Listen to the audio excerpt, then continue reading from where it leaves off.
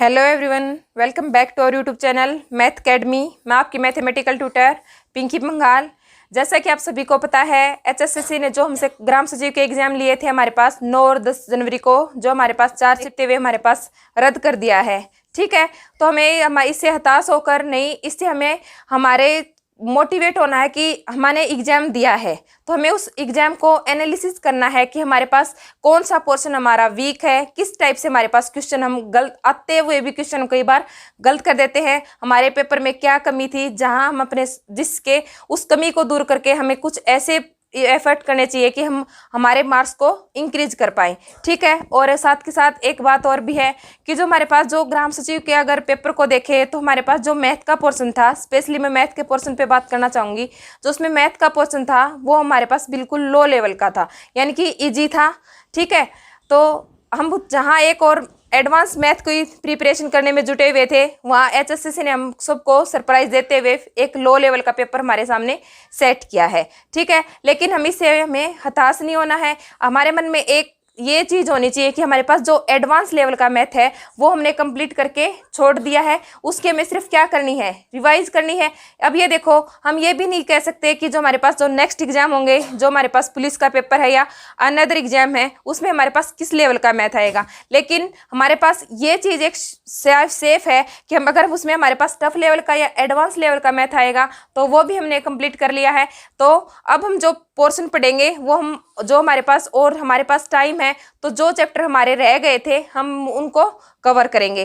ठीक है, तो आप मेरे साथ अपने स्टडी को कंटिन्यू रखिए। जैसा मोटिवेशन मुझे पहले आप करते रहे हैं, जैसे मोटिवेट आप मुझे पहले करते रहे हैं, आगे भी आपका सपोर्ट मेरे साथ ऐसा ही बना रहे। ठीक है, तो आज के जो चैप्टर है, यानी कि आज की जो वीडियो है, उसमें हम एक नया चैप्टर आज आपको करवाने जा रही हूँ। उसका नाम है हमारे पास क्वाड्रेटिक इक्वेशन। ठीक है, आज का जो चैप्टर मैं आपको करवाने जा रही हूँ उसका नाम हमारे पास क्वाड्रेटिक इक्वेशन। क्वाड्रेटिक इक्वेशन जिसको हम हिंदी में द्विघात समीकरण भी बोलते हैं। जो हमारे पास क्वाड्रेटिक इक्वेशन होती है इसको हम हिंदी में द्विघात समीकरण बोलते हैं। जैसा कि इसके नाम से ही पता चल रहा है, द्विघात यानी कि जिसकी हमारे पास 2 पावर हो। द्विघात मतलब 2 पावर हो हमारे पास। ठीक है, एक ऐसी समीकरण या एक ऐसी इक्वेशन जिसमें हमारे पास जो वेरिएबल x है उसकी पावर हमारे पास कितनी हो, 2 हो, उसको हम क्या बोलते हैं, द्विघात समीकरण या क्वाड्रेटिक इक्वेशन। ठीक है, जो हमारे पास इसकी जनरल फॉर्म होती है, जो द्विघात समीकरण की यानी कि क्वाड्रेटिक इक्वेशन की जो जनरल फॉर्म होती है हमारे पास, वो हमारे पास क्या होती है, general form of quadratic equation हमारे पास क्या होती है, ax स्क्वायर प्लस में bx प्लस में c इज इक्वल टू 0। यानी कि ये जो समीकरण है इसमें अगर हम नॉट इक्वल टू ना लगाए, यानी कि ये सिर्फ हमारे पास इतना हो, ax square plus bx plus में c हो, तो ये सिर्फ हमारे पास एक एक्सप्रेशन है, इसको हम समीकरण नहीं बोल सकते। जब तक इसको किसी जीरो के साथ कंपेयर हम ना करें तो इसको हम एक्सप्रेशन बोलेंगे। जब हम इसको ax square plus bx plus में c इज इक्वल टू 0 लगा देंगे तो ये हमारे पास क्या बन जाएगी, द्विघात समीकरण बन जाएगी। इस द्विघात समीकरण की हमारे पास कंडीशन होती है, कोई भी इक्वेशन हमारे पास द्विघात समीकरण कब बनेगी, जब फर्स्ट कंडीशन है जो ये a है, जो x होता है इसको हम बोलते हैं वेरिएबल। जो इस इक्वेशन में x दे रखा है उसको हम बोलते हैं वेरिएबल या चर वैल्यू। जो हमारे पास a b c है ये हमारे पास रियल वैल्यू होती है इनकी। जो हमारे पास ये एक्स स्क्वायर, वैसे तो इनको कोफिशिएंट बोलते हैं, और इन कोफिशिएंट की जो वैल्यू हम द्विघात समीकरण में लेते हैं वो हमारे पास क्या होती हैं, रियल वैल्यूज होती हैं। और साथ के साथ हमारे पास एक कंडीशन होनी चाहिए कि ये जो a है, यानी कि जो ये a है इसकी वैल्यू नॉट इक्वल टू 0 होनी चाहिए हमारे पास। बताऊँ ये क्यों होनी चाहिए। अब देखो, अगर हमने a को 0 ले लिया, अगर हमारे पास जो एक कोफिशिएंट है इसको हमने 0 ले लिया तो ये हमारे पास क्या बन जाएगा, अगर तो ये जो हमने 0 ले लिया तो ये हमारे पास ये a हमारे पास 0 है तो ये हमारे पास क्या बन गया, 0 की मल्टीप्लाई एक्स स्क्वायर के साथ करोगे तो ये तो हमारे पास पूरा 0 ही बन गया। बचा क्या, सिर्फ हमारे पास bx प्लस में c इज इक्वल टू 0। तो ये देखो जो हमारे पास bx प्लस में c जो हमारे पास बचा है, क्या ये हमारे पास द्विघात समीकरण है? नहीं, क्योंकि द्विघात समीकरण में हमारे पास जो वेरिएबल होता है उसकी हाईएस्ट डिग्री हमारे पास क्या होनी चाहिए, यानी कि किस ऑर्डर का होना चाहिए, 2 ऑर्डर का होना चाहिए। तो यहाँ तो हमारे पास x है, इसकी पावर हमारे पास क्या है, 1। तो ये हमारे पास एक लीनियर इक्वेशन होगी, ना कि क्वाड्रेटिक इक्वेशन। यानी कि कोई भी इक्वेशन हमारे पास क्वाड्रेटिक कब बनेगी, जब हमारे पास जो एक कोफिशिएंट है ये हमारे पास नॉट इक्वल टू 0 हो और a, b और c की वैल्यू हमारे पास क्या हो, रियल वैल्यूज हो, और x की पावर हमारे पास क्या हो, 2 हो। ठीक है, आई बात समझ में कि हमारे पास जो क्वाड्रेटिक इक्वेशन होती है उसकी जनरल इक्वेशन हमारे पास क्या होती है, वो हमारे पास क्या होती है, उसकी डेफिनेशन क्या होती है हमारे पास। ठीक है,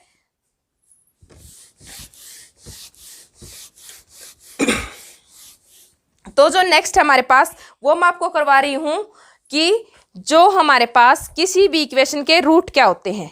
अब ये इक्वेशन है हमारे पास f(x) इज इक्वल टू 0, यानी कि f(x) हमारे पास कोई भी क्वाड्रेटिक इक्वेशन होती है, क्वाड्रेटिक इक्वेशन है हमारे पास।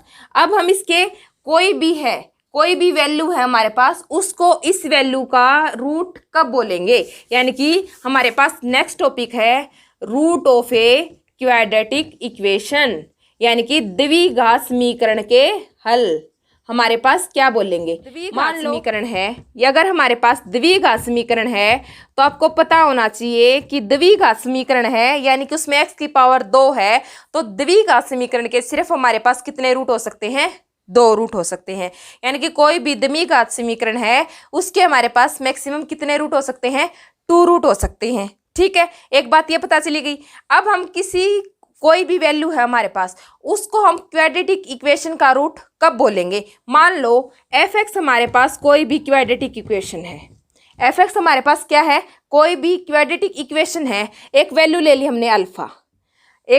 हमने अल्फा, तो अल्फा इस क्वाड्रेटिक इक्वेशन f(x) का रूट कब बन जाएगी, यानी कि जब हम उस इक्वेशन में x को अल्फा की वैल्यू से रिप्लेस कर दे और उसकी वैल्यू हमारे पास इज इक्वल टू 0 आ जाए, यानी कि उसको सेटिस्फाई करा दे वो हमारे पास अल्फा की वैल्यू, तो हमारे पास अल्फा क्या बन जाएगा, alpha is a root of quadratic equation f(x).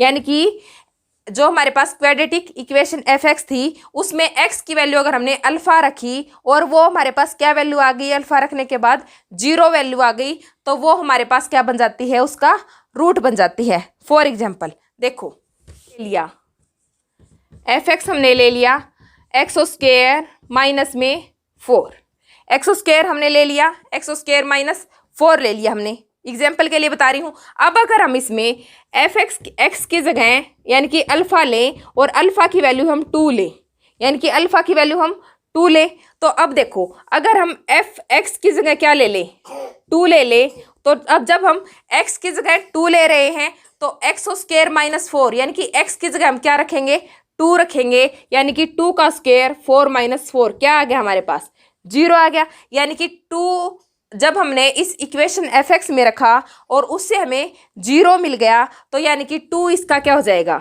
2 is the root of quadratic equation, यानी कि जो 2 वैल्यू आई है वो हमारे पास जो क्वाड्रेटिक इक्वेशन f(x) है उसका हमारे पास क्या बन गया, एक रूट बन गया। ठीक है, अब आपको पता चल गया होगा कि किस वैल्यू को हम क्वाड्रेटिक इक्वेशन का रूट बोलेंगे। ठीक है, अब किसी भी क्वाड्रेटिक इक्वेशन के रूट निकालने के भी हमारे पास 2 मेथड होते हैं। किसी भी क्वाड्रेटिक इक्वेशन है उसके रूट निकालने के भी हमारे पास कितने मेथड होते हैं, 2 मेथड होते हैं। फर्स्ट जो हमारे पास हम पढ़ते आ रहे हैं, एक होता है हमारे पास फैक्टराइजेशन मेथड। फर्स्ट हमारे पास क्या होता है, फैक्टराइजेशन मेथड, यानी कि हमारे पास टुकड़े करके, किसी भी वैल्यू के टुकड़े करके उससे हम फैक्टर करके उससे हम क्या निकाले, किसी भी इक्वेशन के रूट निकाले, उसको हम क्या बोलते हैं, फैक्टराइजेशन मेथड बोलते हैं। ठीक है, इसके लिए मैं एक एग्जांपल लेके आपको करवाती हूँ कैसे करेंगे।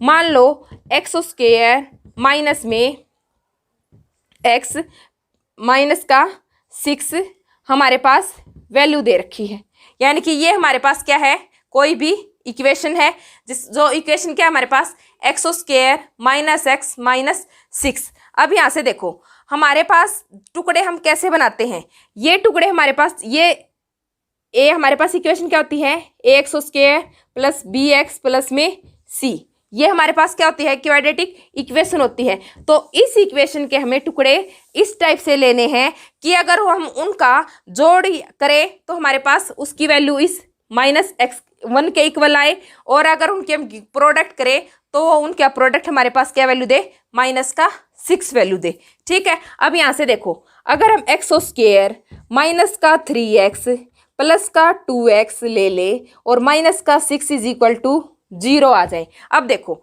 हमने देखो जब -3x प्लस 2x यानी कि -3x और 2x की अगर हम प्रोडक्ट करेंगे तो हमारे पास क्या वैल्यू आएगी, -6 आएगा, -6 आएगा। यानी कि अब देखो प्रोडक्ट हमें लेना है, इसकी और इसकी गुणा होनी चाहिए हमारे पास। जब हम इसका कोफिशिएंट होगा तो हम यहाँ पे इसका कोफिशिएंट क्या है हमारे पास 1, तो 1 और 6 का प्रोडक्ट क्या बनेगा 6।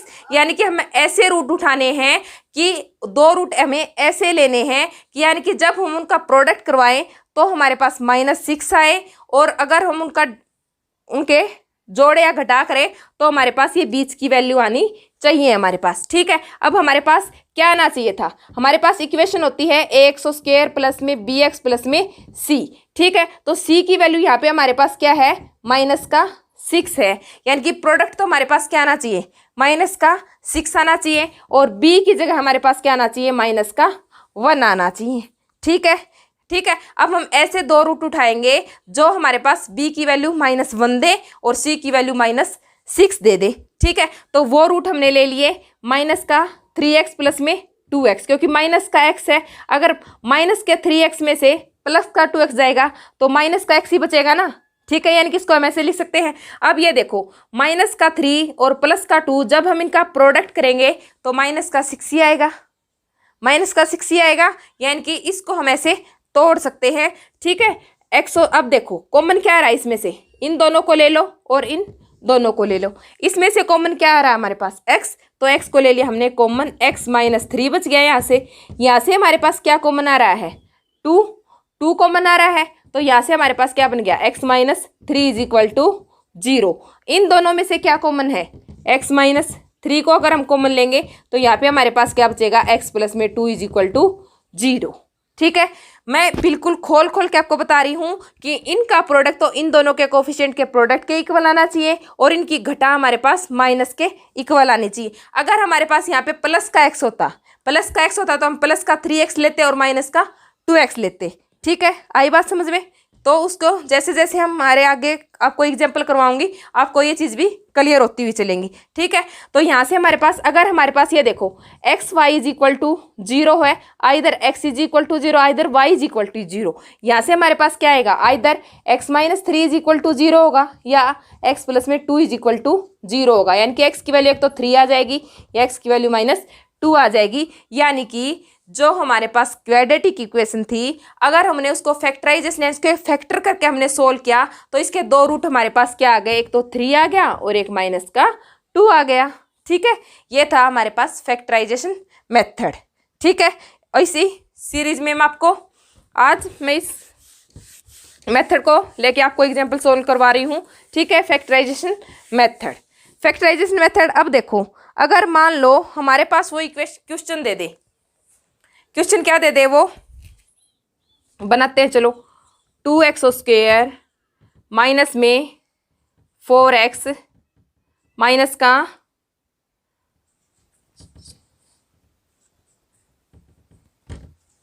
2x, एक मिनट हम बना के देखते हैं। ठीक है, हाँ ठीक बन रहा है। अब ये देखो ये हमारे पास है, मैंने आपको बताया है क्वाड्रेटिक इक्वेशन हमने ली है 2x स्क्वायर माइनस का 2x माइनस 4। ठीक है, मैंने आपको बताया है कि हमारे पास प्रोडक्ट क्या आना चाहिए, इसको इससे कंपैरिजन करो, ax square plus bx plus में c इज इक्वल टू 0। ठीक है, ax square plus bx plus में c इज इक्वल टू 0 है हमारे पास। ठीक है, तो यहाँ पे a की वैल्यू हमारे पास क्या है 2 है। जब कंपेयर करेंगे बी की वैल्यू हमारे पास क्या है, -2 है, और सी की वैल्यू हमारे पास कितनी है, -4 है। यानी कि हमें इस जो बी है इसको इस टाइप से ब्रेक करना है कि उनका प्रोडक्ट तो हमारे पास ए और सी को अगर हम मल्टीप्लाई करें उसके प्रोडक्ट के इक्वल आना चाहिए उन रूट्स का। तो प्रोडक्ट हमारे पास क्या आना चाहिए, पिछले में तो हमारे पास एक्स का कोफिशिएंट क्या था, 1 था, और 1 की मल्टीप्लाई की थी 6 के साथ, तो 6 ही आया था ना। लेकिन यहाँ पे हमारे पास इन दोनों ए और सी के कोफिशिएंट की अगर हम मल्टीप्लाई कर रहे हैं तो हमारे पास क्या आ रहा है, प्रोडक्ट क्या आ रहा है उनका, -8 आ रहा है। यानी कि प्रोडक्ट हमारे पास कितना आना चाहिए, -8 आना चाहिए, और उनका सम अगर हम करें तो वो हमारे पास बी की वैल्यू के बराबर आना चाहिए, जो हमारे पास कितनी है, -2 है। ठीक है बात। अब देखो, अब हमारे पास, मैं रफ कर रही हूँ एक बार, अब देखो हमारे पास जो ये है इक्वेशन है इसको हम कैसे तोड़ सकते हैं। ये हमारे पास क्या है, 2x² -4x ले लें और +2x ले लें, और यहाँ भी -4 = 0 हो हमारे पास। ठीक है, देखो जब हम 4 और 2 की मल्टीप्लाई करेंगे तो -8 आ रहा है, हो गया। और जब हम -4 में से +2 घटाएंगे तो हमारे पास -2 आ रहा है। यानी कि जो फैक्टर किए हमने ठीक किए हैं, ठीक किए, फैक्टर कर लोगे ऐसे। ठीक है, तो यहाँ से देखो क्या कॉमन आ गया हमारे पास, 2 कॉमन आ जाएगा, 2x कॉमन आएगा, 2x कॉमन आएगा इन दोनों में से। तो यहाँ क्या बचेगा, x - का 2 बचेगा, प्लस में 2 कॉमन लोगे तो यहाँ भी क्या बचेगा, x - 2 = 0। यहाँ से x - 2 क्या आ जाएगा, कैंसिल आ जाएगा। x - 2 2x प्लस में 2 = 0। Either x - 2 = 0, either 2x plus में 2 = 0। यानी कि x की वैल्यू 2 आ जाएगी और x की वैल्यू हमारे पास -1 आ जाएगी। ठीक है, यानी कि जो ये क्वाड्रेटिक इक्वेशन थे इसके 2 रूट आ गए हमारे पास, एक तो 2 आ गया और एक -1 आ गया। यानी कि जब भी हम इसमें 2 पुट करेंगे तो वो हमारे पास क्या वैल्यू देगा, 0 वैल्यू देगा, और अगर -1 पुट करेंगे तो वो भी इसमें क्या देगा, 0 वैल्यू देगा। मैंने यही आपको रूट की डेफिनेशन बताई है कि अगर हमें कोई ऐसी वैल्यू ले, अगर वो उसमें x की वैल्यू की जगह वो वैल्यू हम पुट कर दे तो वो हमारे पास क्या बन जाए, 0 बन जाए। तो देखो जब हमारे पास 2 था, x² की जगह हम 2 का स्क्वायर पुट करेंगे, 2 दूनी 4, माइनस में 2 दूनी 4, -4, 4 दूनी 8, -4 क्या वैल्यू आ रही है, 0। यानी कि 2 इसका रूट है ही। ठीक है, वैसे देखो अगर आप 1 बाई 1 चेक करोगे, 1 चेक करोगे, 2 चेक करोगे, माइनस तो हमारे पास लेंथ ही होता है, इसलिए हमारे पास शॉर्ट मेथड है इसके। एक तो हमारे पास फैक्टराइजेशन है, एक डिस्क्रीमेंट मेथड है। ठीक है, फैक्टराइजेशन मेथड आपको क्लियर हो गया होगा। अगर फिर भी किसी को दिक्कत आ रही हो तो आप मेरे कमेंट बॉक्स में बता देना, मैं नेक्स्ट 1-2 एग्जाम्पल और करवा दूंगी उससे रिलेटेड। ठीक है, अगर मेरी वीडियोज आपको अच्छी लग रही हो, आपके लिए हेल्पफुल हो, तो आप मेरी वीडियोज को जरूर लाइक करें और मेरे चैनल को साथ के साथ सब्सक्राइब करते हुए भी चलें। ठीक है, एक और क्वेश्चन करवाती हूँ आपको फैक्टराइजेशन मेथड से ही। ठीक है, ये बेसिक है हमारे पास क्वाड्रेटिक इक्वेशन में फैक्टराइजेशन मेथड। ठीक है, मोस्टली हम जो क्वेश्चन करेंगे आगे वो डिस्क्रीमेंट जो हमारे पास डी की वैल्यू लेके करते हैं ना, उसके तहत हम सोल्व करेंगे। उसी से रिलेटेड हमारे पास रूट कैसे निकाल, कोई भी क्वाड्रेटिक इक्वेशन हो उसके रूट के दे रखे हो तो हम क्वाड्रेटिक इक्वेशन कैसे बनाएंगे वो हम नेक्स्ट जैसे जैसे हमारा चैप्टर ग्रो करता हुआ जाएगा हमारे ये सारे टॉपिक क्लियर होते हुए चलेंगे। ठीक है, अब ये देखो हमारे पास x² माइनस का ले लो आप, यहाँ पे 3x ले लो, नहीं x² माइनस का ले लो आप, यहाँ पे अगर हमने लिया है 10 लिया हमारे पास, और यहाँ पे लिया हमने 3x ले लिया, यहाँ पे हमने ले लिया 3x, और ये हमारे पास है -10 है, ये हमारे पास 10 है = 0 है। ये हमारे पास इक्वेशन है x² - 3x - 10। ठीक है, ये हमारे पास इक्वेशन हो, चाहे आप यहाँ पे क्या कर लो, ये है। ठीक है, इसके इक्वेशन हमारे पास क्या बनेंगे, 5 दूनी 10। इसके फैक्टर हमारे पास क्या बनेंगे, -5x ले लो, +2x ले लो, -10 = 0। जब आप इनको सोल्व करोगे तो हमारे पास x की वैल्यू भी यहाँ से 2 वैल्यू आएंगी, एक तो 5 में आएगी और एक हमारे पास 2 में आएगी। आप चेक करना कि नेगेटिव पॉजिटिव में से हमारे पास क्या आती है वैल्यू। ठीक है, ये आपके लिए होमवर्क रहेगा जो आपको क्वाड्रेटिक इक्वेशन में रूट कैसे निकालते हैं वो सोल्व करके देने हैं। ठीक है, तो यहाँ से आप सोल्व कर लेना। ठीक है, तो जो नेक्स्ट वीडियो होगी हमारे पास उसमें हम क्वाड्रेटिक इक्वेशन में जो डिस्क्रीमेंट का मेथड होता है जिसमें हम डी की वैल्यू निकालते हैं वो कैसे निकालेंगे और उसके अकॉर्डिंग जो हमारे पास रिजल्ट है उनको करवाऊंगी। आज जो हमारे पास बेसिक है, जो हमारे पास क्वाड्रेटिक इक्वेशन क्या होती है, उसके रूट क्या होते हैं, उनके रूट को हम फैक्टराइजेशन मेथड से कैसे निकालते हैं, वो हमारे पास यहाँ से कंप्लीट हो गया है। ठीक है, तो नेक्स्ट वीडियो के लिए मेरे चैनल के साथ जुड़े रहिए।